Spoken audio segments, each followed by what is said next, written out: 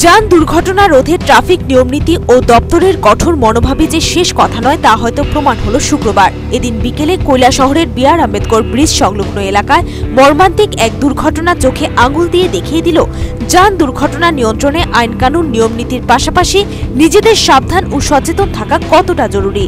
এদিন বিকেল প্রায় ৫টা কৈলাসহর কুমারঘাট রোডে আম্বেদকর সেতু সংলগ্ন এলাকায় যাত্রীবাহী অটো ও বাইকের মুখোমুখি সংঘর্ষে ঘটনাস্থলে মৃত্যু হয় বাইক চালকের। নিহত বাইক চালকের নাম লাল পিয়াঙ্গা ডার্লং। প্রত্যক্ষদর্শীরা জানায় বাইক চালকের মাত্রাতিরিক্ত গতি ও অসাবধানতার জেরেই এই দুর্ঘটনা। অটো তো দিক থেকে আর বাইকও দিক থেকে যার আর বাইকে বাড়ি মারছে মারিয়া অটোর তলে ঢুকে যায়। মানে অটোর নিচে কে ঢুকছে?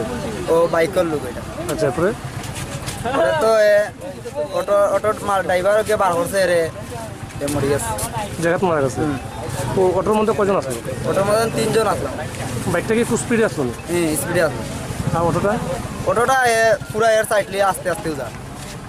তাহলে বাইকটা কি রং সাইড থেকে মারছে? হ্যাঁ, রং সাইড থেকে। পরবর্তীতে প্রত্যক্ষদর্শীরা দমকলে খবর দিলে দমকল কর্মীরা এসে মৃতদেহ নিয়ে যায় ঊনকোটি জেলা হাসপাতালে। পরে ময়না তদন্তের পর মরদেহ তুলে দেওয়া হয় পরিবারের হাতে। Bureau report, news vanguard.